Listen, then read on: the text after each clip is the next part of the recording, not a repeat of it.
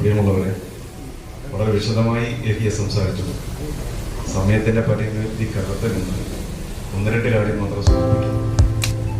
ഈ മുണ്ടക്കൈ ദുരന്തമുണ്ടായപ്പോൾ വിവിധ മേഖലകളിൽ നിന്ന് റെസ്ക്യൂ പ്രവർത്തനത്തിന് ആളുകൾ വന്നു.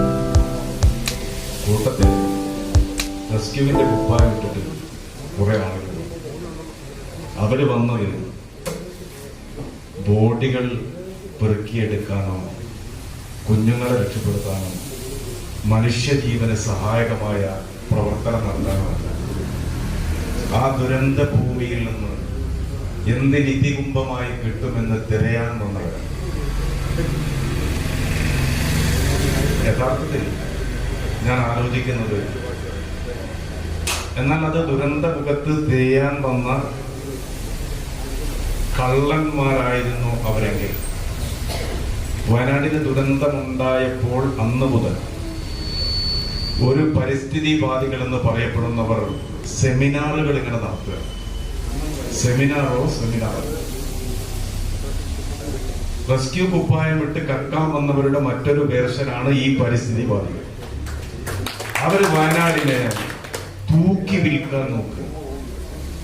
വയനാടിനെ തൂക്കി വിറ്റ്, അത് നമ്മുടെ ഒരുപാട് ആളുകൾ ഞങ്ങളുടെ റെസ്ക്യൂയുടെ ഭാഗമായിട്ട് കണ്ടിട്ടുണ്ട്. എനിക്ക് സൂചിപ്പിച്ചു, എനിക്ക് മറക്കാൻ പറ്റാത്ത കഴിയാത്ത രണ്ട് മുഖങ്ങൾ ഈ സദസ്സിൽ. അതൊന്ന് പ്രിയപ്പെട്ട ബാബുട്ടാണ്, മറ്റൊന്ന് ജോയിച്ചേട്ട. രണ്ടും ഞങ്ങൾ കണ്ടുമുട്ടിയ നന്മകളാണ്.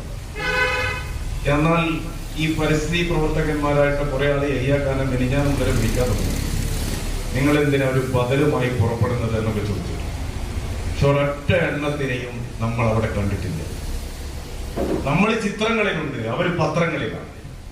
നമ്മൾ ചിത്രങ്ങളിലുള്ളപ്പോ അവർ പത്രങ്ങളിൽ ജീവിക്കുകയാണ്.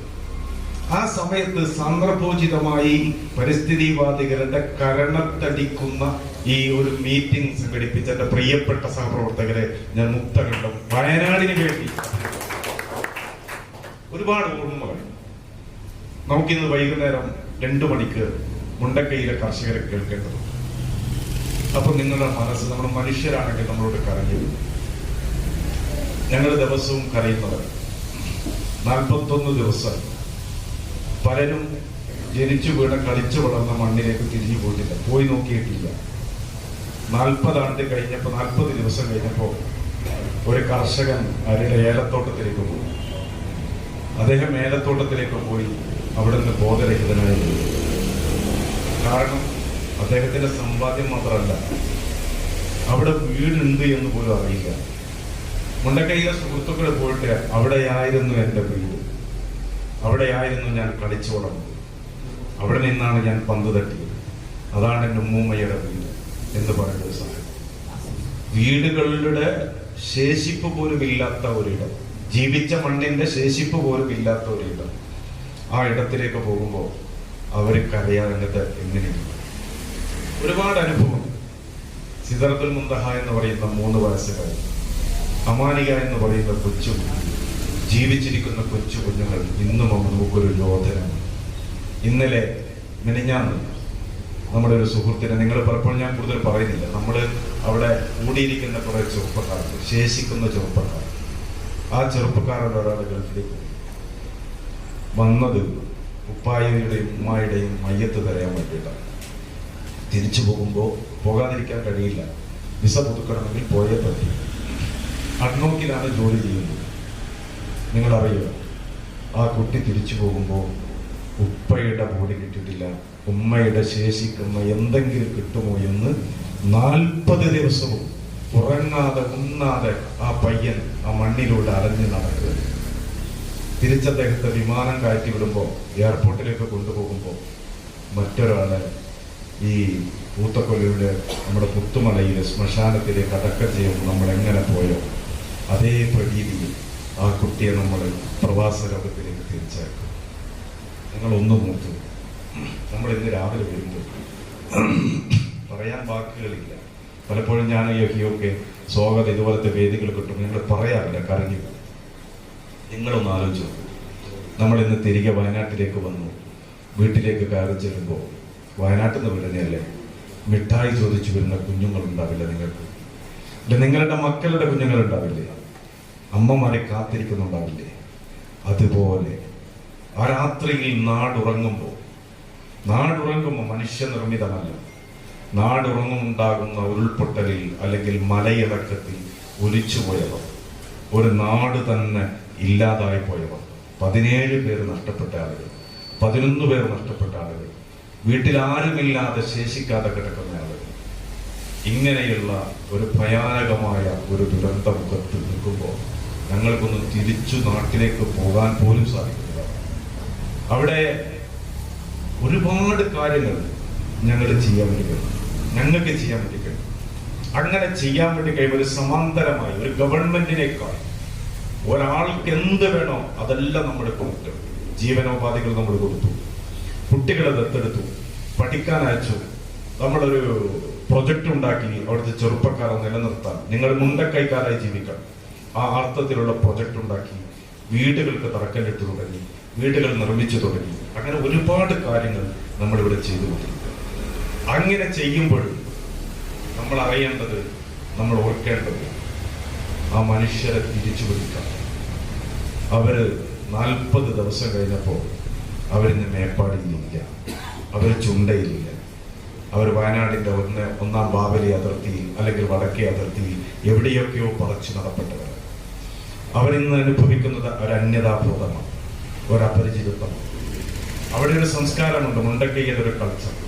ആ മുണ്ടക്കൈയുടെ കൾച്ചർ എന്ന് പറയുന്നത് പാടികളിൽ ജീവിച്ച, ലയങ്ങളിൽ ജീവിച്ച, കൂട്ടുകുടുംബങ്ങളായി ജീവിച്ചവരുടെ കൾച്ചറാണ്. അവർക്കവിടെ ജാതിയില്ല, മതമില്ല. മതമുണ്ടെങ്കിൽ എല്ലാവരുടെയും മതം, ജാതി ഉണ്ടെങ്കിൽ ആ മനുഷ്യരുടെ മൊത്തം ജാതിയാണ്. അങ്ങനെയുള്ള ഒരു ജനവിഭാഗം ഇന്ന് അപ്പുറം വീട്ടിലെങ്ങനെ ചായ വെക്കുമ്പോൾ പഞ്ചസാര ഇല്ലെങ്കിൽ തൊട്ടപ്പുറം പോയി വാങ്ങിച്ചു വരുന്ന ഒരു നാടൻ കൾച്ചറുണ്ട്, ഒരു ഗ്രാമീണ സംസ്കാരം. അവരെന്നെ എവിടെയോ പറിച്ചു നടപ്പെട്ടു. അവിടുത്തെ ആളുകളെ പോലും അവർക്കറിയില്ല. അവര് ഇനിയാണ് നമ്മുടെ പണി തുടങ്ങേണ്ടത്. എന്റെ പ്രിയപ്പെട്ട മുമ്പിലുള്ള കർഷക സഹോദരങ്ങളോട്, സംഘടനയോട്, എല്ലാ ആളുകളോടും ഒന്നേ പറയാനുള്ളത്, എല്ലാവരും പിരിഞ്ഞു പോകും. ഡൽഹി കർഷക സമരത്തിൽ പങ്കെടുത്തപ്പോൾ ഉണ്ടായ ഒരു അനുഭവം, റോട്ടിലിറങ്ങിയാൽ എവിടെയും ഭക്ഷണം ഉണ്ടായിരുന്നു, മാടി വെച്ച് നമുക്ക് ഭക്ഷണം തരുമായിരുന്നു. മേപ്പാടിയിൽ അക്കാലത്ത് വന്നാൽ ആരും പട്ടിണി കിടന്ന് തിരിച്ചു പോകേണ്ടി വന്നിട്ടില്ല. വൈറ്റ് കാർഡിന്റെ ഭക്ഷണം ഗവൺമെന്റ് നിഷേധിച്ച അന്നു മുതൽ ഇന്നവരെ വരുന്നവർക്കൊക്കെ ഭക്ഷണം കൊടുക്കാൻ ഞങ്ങളുടെ കൂട്ടായ്മക്ക് സാധിച്ചു. ഞങ്ങൾ ഭക്ഷണം കൊടുത്തിട്ടുണ്ട്, അന്നം കൊടുത്തിട്ടുണ്ട്, വെള്ളം കൊടുത്തിട്ടുണ്ട്. ഒരുത്തരും മേപ്പാടിയിൽ നിന്ന് വിശന്നു പോകരുത് എന്ന നിർബന്ധ ബുദ്ധി ഞങ്ങൾക്ക് ഉണ്ടായിരുന്നു. ഞാൻ നിർത്താം. ഞാൻ പറയുന്നത്, എല്ലാവരും പിരിഞ്ഞു. മേപ്പാടിയിലെ റിലീഫ് സെന്ററുകളൊക്കെ പിരിച്ചുവിട്ടു, ആരുമില്ല, ഇവരെല്ലാവരും പോയി.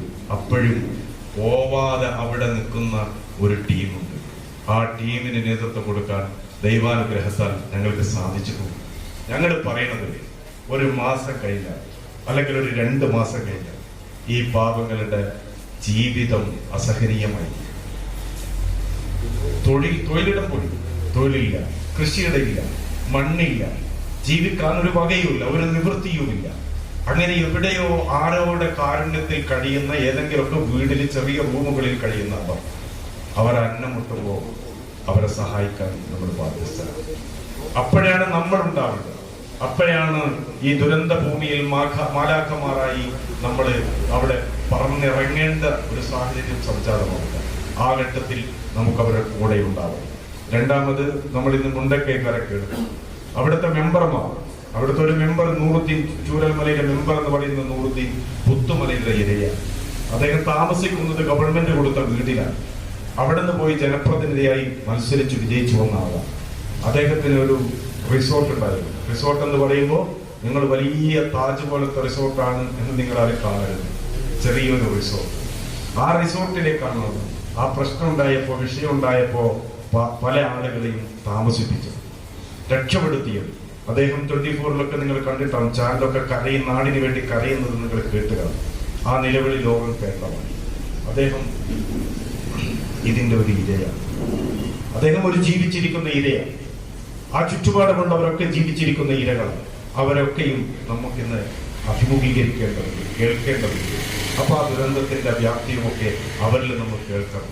അങ്ങനെ വരുമ്പോൾ നമുക്ക് ഒരുമിച്ച് നിൽക്കണം. നിയമപരമായ പോരാട്ടം ഉണ്ടാവും, ഭൂമിക്ക് നഷ്ടപരിഹാരം ഉണ്ടാവും, തൊഴിലിടം സൃഷ്ടിക്കപ്പെടണം, ചെറുകിട സംരംഭങ്ങൾ ഉണ്ടാവണം, ഒരു നാടിനെ തിരിച്ചു പിടിക്കണം. ഇതവർക്ക് ഇന്ന് അവർക്കാണെങ്കിൽ നാളെ നമുക്കായിരിക്കാം. ആ മനുഷ്യത്വ ബോധം നിങ്ങൾക്കുണ്ടാവണം. ചൂരൽമലയിൽ ഇന്ന് നിർത്തലിച്ചത് ചൂരൽമലയിൽ ഒരു ജ്വല്ലറി തുണിക്കടയുണ്ട്, ഷാലിമാർ. ഏറ്റവും നല്ല ഒരു തുണിക്കടയാണ്. പിറ്റേ ദിവസം ഷാലിമാറിന്റെ ഉടമ ഞങ്ങളെ മുമ്പിൽ ഒരു തോർത്ത് തുണിക്ക് വേണ്ടി വരുന്ന രംഗം നിങ്ങൾ നാളെ. അമേരിക്കയിൽ 2 കുട്ടികൾ പഠിക്കുക. വയനാട്ടിൽ അറിയപ്പെട്ട ലോയറാണ്. 2 കോടി രൂപയുടെ വീടാണ്. അറിയോ നിങ്ങൾ? ആരാന്റെ അടുക്കളയിൽ അല്ലെങ്കിൽ ആരാന്റെ ഔദാര്യത്തിൽ ഇങ്ങനെ നിൽക്കുമ്പോൾ ഞങ്ങൾക്ക് പോലും ഇവരെ കാണാൻ കഴിയുന്നില്ല. അല്പം മന്നവുമായി ചെന്നപ്പോൾ അവർക്കറിയാം. അത് കൊടുക്കുമ്പോൾ ഞങ്ങൾ അനുഭവിച്ച പ്രയാസം നിങ്ങൾ അറിയണം. ഒരു നിമിഷം കൊണ്ടാണ് ഈ ധനാട്യർ ദരിദ്രരായി മാറിയത്. അവർ കൊടുത്തു ശീലിച്ചവരാണ്, വാങ്ങി ശീലിച്ച ചെറുപ്പമല്ല അവിടെ. അതൊരു ഔദാര്യവുമല്ല, അവകാശമാണ്. ആ അവകാശത്തിന്റെ മുന്നിൽ നിൽക്കാതെ ഇത്തരം പരിസ്ഥിതി കപടവാദികളെ തുറന്നു കാട്ടുവാനുള്ള ഈ കൂട്ടായ്മക്ക് എല്ലാവിധ ആശംസകളും. പ്രിയമുള്ളവരെ, വളരെ വിശദമായി എത്തിയെ സംസാരിച്ചു. സമയത്തിന്റെ പരിമിതിക്കകത്ത് നിന്ന് 1-2 കാര്യം മാത്രം സൂചിപ്പിക്കാം. ഈ മുണ്ടക്കൈ ദുരന്തം ഉണ്ടായപ്പോൾ വിവിധ മേഖലകളിൽ നിന്ന് റെസ്ക്യൂ പ്രവർത്തനത്തിന് ആളുകൾ വന്നു. കൂട്ടത്തിൽ റെസ്ക്യൂവിന്റെ കുപ്പായം ഇട്ടിട്ട് കുറെ ആളുകൾ അവര് വന്നു. ബോഡികൾ പെറുക്കിയെടുക്കാനോ കുഞ്ഞുങ്ങളെ രക്ഷപ്പെടുത്താനോ മനുഷ്യജീവന് സഹായകമായ പ്രവർത്തനം നടത്താനോ അല്ല. ആ ദുരന്ത ഭൂമിയിൽ നിന്ന് എന്ത് നിധികുംഭമായി കിട്ടുമെന്ന് തിരയാൻ വന്നവരാണ്. യഥാർത്ഥത്തിൽ ഞാൻ ആലോചിക്കുന്നത്, എന്നാൽ അത് ദുരന്ത മുഖത്ത് തിരയാൻ വന്ന കള്ളന്മാരായിരുന്നു അവരെങ്കിൽ വയനാടിന് ദുരന്തമുണ്ടായപ്പോൾ അന്ന് മുതൽ ഒരു പരിസ്ഥിതിവാദികൾ എന്ന് പറയപ്പെടുന്നവർ സെമിനാറുകൾ ഇങ്ങനെ നടത്തുക. സെമിനാറോ റെസ്ക്യൂ കുപ്പായം വിട്ട് കക്കാൻ വന്നവരുടെ മറ്റൊരു വേർഷനാണ് ഈ പരിസ്ഥിതിവാദികൾ. അവര് വയനാടിനെ തൂക്കി വിൽക്കാൻ നോക്കുക. വയനാടിനെ തൂക്കി വിറ്റ് അത് നമ്മുടെ ഒരുപാട് ആളുകൾ ഞങ്ങളുടെ റെസ്ക്യൂയുടെ ഭാഗമായിട്ട് കണ്ടിട്ടുണ്ട്. എനിക്ക് സൂചിപ്പിച്ചു, എനിക്ക് മറക്കാൻ പറ്റാത്ത കഴിയാത്ത 2 മുഖങ്ങൾ ഈ സദസ്സിൽ. അതൊന്ന് പ്രിയപ്പെട്ട ബാബുട്ടാണ്, മറ്റൊന്ന് ചോദിച്ചേട്ടാണ്. രണ്ടും ഞങ്ങൾ കണ്ടുമുട്ടിയ നന്മകളാണ്. എന്നാൽ ഈ പരിസ്ഥിതി പ്രവർത്തകന്മാരായിട്ട് കുറെ ആളെ എയ്യാക്കാനും ഞാൻ മുതലേ വിളിക്കാൻ തുടങ്ങി. നിങ്ങൾ എന്തിനാ ഒരു ബദലുമായി പുറപ്പെടുന്നത് എന്നൊക്കെ ചോദിച്ചു. പക്ഷെ ഒരൊറ്റ എണ്ണത്തിനെയും നമ്മൾ അവിടെ കണ്ടിട്ടില്ല. നമ്മൾ ചിത്രങ്ങളിലുണ്ട്, അവർ പത്രങ്ങളിലാണ്. നമ്മൾ ചിത്രങ്ങളിലുള്ളപ്പോ അവർ പത്രങ്ങളിൽ ജീവിക്കുകയാണ്. ആ സമയത്ത് സന്ദർഭോചിതമായി പരിസ്ഥിതിവാദികളുടെ കരണത്തടിക്കുന്ന ഈ ഒരു മീറ്റിംഗ് സംഘടിപ്പിച്ച എന്റെ പ്രിയപ്പെട്ട സഹപ്രവർത്തകരെ ഞാൻ മുക്തകണ്ഠം വയനാടിന് വേണ്ടി ഒരുപാട് ഓർമ്മകൾ. നമുക്കിന്ന് വൈകുന്നേരം 2 മണിക്ക് മുണ്ടക്കൈയിലെ കർഷകരെ കേൾക്കേണ്ടത്. അപ്പൊ നിങ്ങളുടെ മനസ്സ്, നമ്മൾ മനുഷ്യരാണെങ്കിൽ നമ്മളോട് കരഞ്ഞു. ഞങ്ങൾ ദിവസവും കരയുന്നത് 41 ദിവസം പലരും ജനിച്ചു വീണ കളിച്ചു വളർന്ന മണ്ണിലേക്ക് തിരിഞ്ഞു പോയിട്ടില്ല, പോയി നോക്കിയിട്ടില്ല. 40 ആണ്ട് കഴിഞ്ഞപ്പോ 40 ദിവസം കഴിഞ്ഞപ്പോ ഒരു കർഷകൻ അവരുടെ ഏലത്തോട്ടത്തിലേക്ക് പോയി. അദ്ദേഹം ഏലത്തോട്ടത്തിലേക്ക് പോയി അവിടുന്ന് ബോധരഹിതനായി. കാരണം അദ്ദേഹത്തിന്റെ സമ്പാദ്യം മാത്രമല്ല, അവിടെ വീടുണ്ട് എന്ന് പോലും അറിയില്ല. മുണ്ടക്കൈയിലെ സുഹൃത്തുക്കൾ പോയിട്ട് അവിടെയായിരുന്നു എൻ്റെ വീട്, അവിടെയായിരുന്നു ഞാൻ കളിച്ചു വളർന്നത്, അവിടെ നിന്നാണ് ഞാൻ പന്ത് തട്ടിയത്, അതാണ് എൻ്റെ ഉമ്മൂമ്മയുടെ വീട് എന്ന് പറയുന്ന സാധനം. വീടുകളുടെ ശേഷിപ്പ് പോലും ഇല്ലാത്ത ഒരിടം, ജീവിച്ച മണ്ണിന്റെ ശേഷിപ്പ് പോലും ഇല്ലാത്ത ഒരിടം, ആ ഇടത്തിലേക്ക് പോകുമ്പോൾ അവർക്കറിയാവുന്നത് എങ്ങനെയാണ്. ഒരുപാട് അനുഭവം.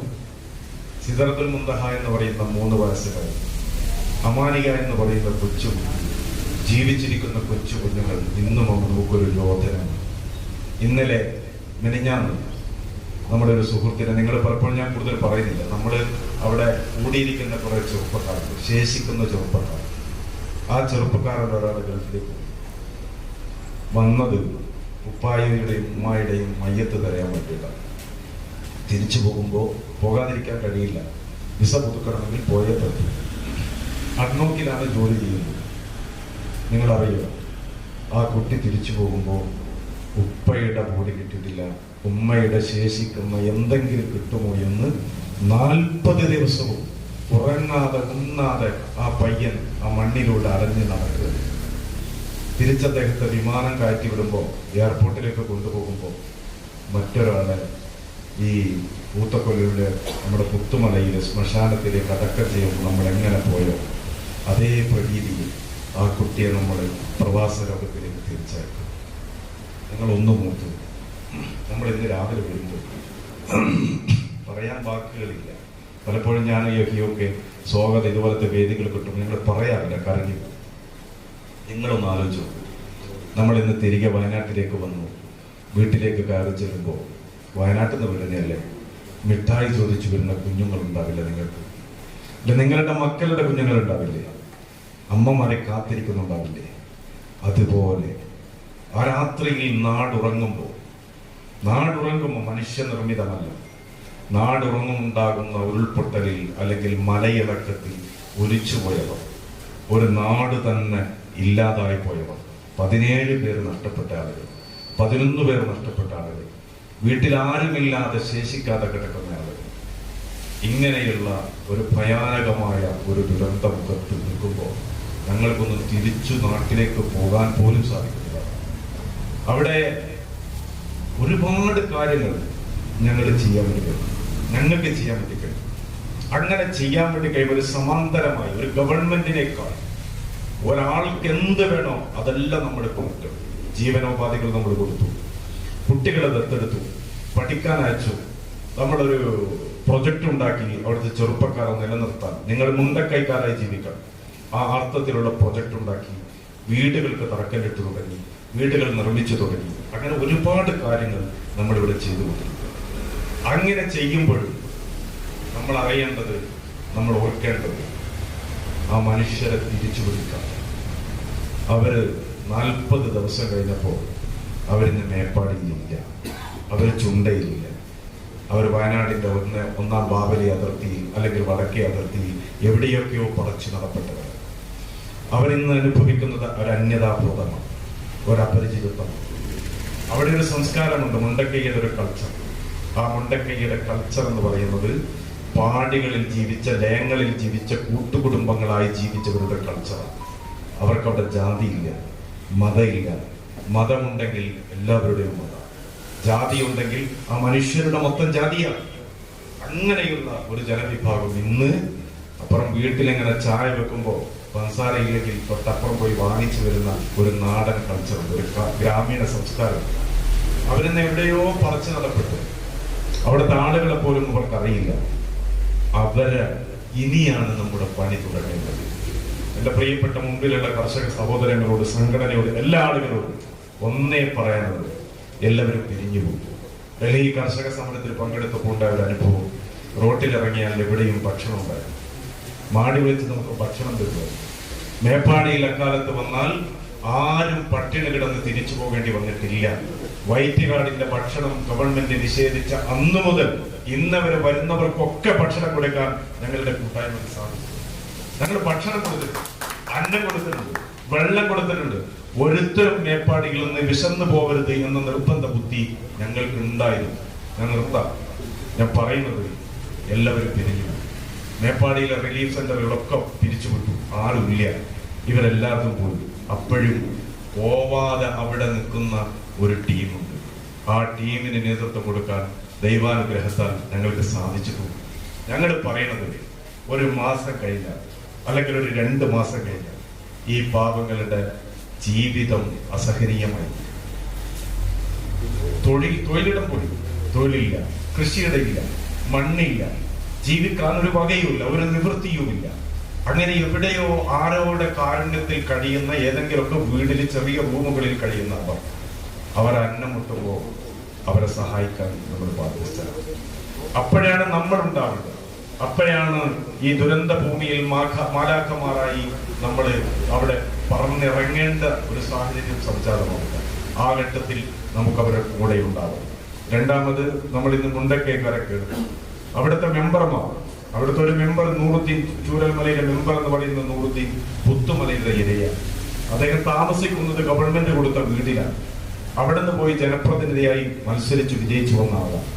അദ്ദേഹത്തിന് ഒരു റിസോർട്ട് ഉണ്ടായിരുന്നു. റിസോർട്ട് എന്ന് പറയുമ്പോൾ നിങ്ങൾ വലിയ താജ് പോലത്തെ റിസോർട്ടാണ് എന്ന് നിങ്ങൾ ആരും കാണരുത്. ചെറിയൊരു റിസോർട്ട്. ആ റിസോർട്ടിലേക്കാണ് ആ പ്രശ്നം ഉണ്ടായപ്പോ, വിഷയം ഉണ്ടായപ്പോ പല ആളുകളെയും താമസിപ്പിച്ചു, രക്ഷപ്പെടുത്തിയത്. അദ്ദേഹം 24-ലൊക്കെ നിങ്ങൾ കണ്ടിട്ടാണ്, ചാനലൊക്കെ കരയും, നാടിന് വേണ്ടി കരയുന്നത് നിങ്ങൾ കേട്ടുക. ആ നിലവിളി ലോകം കേട്ടതാണ്. അദ്ദേഹം ഇതിന്റെ ഒരു ഇരയാണ്. അദ്ദേഹം ഒരു ജീവിച്ചിരിക്കുന്ന ഇരയാണ്. ആ ചുറ്റുപാടുമുള്ളവരൊക്കെ ജീവിച്ചിരിക്കുന്ന ഇരകളാണ്. അവരൊക്കെയും നമുക്കിന്ന് അഭിമുഖീകരിക്കേണ്ടതുണ്ട്, കേൾക്കേണ്ടതുണ്ട്. അപ്പൊ ആ ദുരന്തത്തിന്റെ വ്യാപ്തിയുമൊക്കെ അവരിൽ നമ്മൾ കേൾക്കണം. അങ്ങനെ വരുമ്പോൾ നമുക്ക് ഒരുമിച്ച് നിൽക്കണം. നിയമപരമായ പോരാട്ടം ഉണ്ടാവും, ഭൂമിക്ക് നഷ്ടപരിഹാരം ഉണ്ടാകും, തൊഴിലിടം സൃഷ്ടിക്കപ്പെടണം, ചെറുകിട സംരംഭങ്ങൾ ഉണ്ടാകും, ഒരു നാടിനെ തിരിച്ചു പിടിക്കണം. ഇത് അവർക്ക് ഇന്ന് അവർക്കാണെങ്കിൽ നാളെ നമുക്കായിരിക്കാം. ആ മനുഷ്യത്വ ബോധം നിങ്ങൾക്കുണ്ടാകണം. ചൂരൽമലയിൽ ഇന്ന് നിർത്തലിച്ചത്, ചൂരൽമലയിൽ ഒരു ജ്വല്ലറി തുണിക്കടയുണ്ട്, ഷാലിമാർ. ഏറ്റവും നല്ല ഒരു തുണിക്കടയാണ്. പിറ്റേ ദിവസം ഷാലിമാറിന്റെ ഉടമ ഞങ്ങളെ മുമ്പിൽ ഒരു തോർത്ത് തുണിക്ക് വേണ്ടി വരുന്ന രംഗം നിങ്ങൾ നാട്ടിൽ. അമേരിക്കയിൽ 2 കുട്ടികൾ പഠിക്കുക. വയനാട്ടിൽ അറിയപ്പെട്ട ലോയറാണ്. 2 കോടി രൂപയുടെ വീടാണ്. അറിയോ നിങ്ങൾ? ആരാന്റെ അടുക്കളയിൽ അല്ലെങ്കിൽ ആരാന്റെ ഔദാര്യത്തിൽ ഇങ്ങനെ നിൽക്കുമ്പോൾ ഞങ്ങൾക്ക് പോലും അവരെ കാണാൻ കഴിയുന്നില്ല. അല്പം മന്നവുമായി ചെന്നപ്പോൾ അവർക്കറിയാം. അത് കൊടുക്കുമ്പോൾ ഞങ്ങൾ പഠിപ്പിച്ച പ്രയാസം നിങ്ങൾ അറിയണം. ഒരു നിമിഷം കൊണ്ടാണ് ഈ ധനാട്യർ ദരിദ്രരായി മാറിയത്. അവർ കൊടുത്തു ശീലിച്ചവരാണ്, വാങ്ങി ശീലിച്ച ചെറുപ്പമല്ല അവിടെ. അതൊരു ഔദാര്യവുമല്ല, അവകാശമാണ്. ആ അവകാശത്തിന്റെ മുന്നിൽ നിൽക്കാതെ ഇത്തരം പരിസ്ഥിതി കപടവാദികളെ തുറന്നു കാട്ടുവാനുള്ള ഈ കൂട്ടായ്മക്ക് എല്ലാവിധ ആശംസകളും.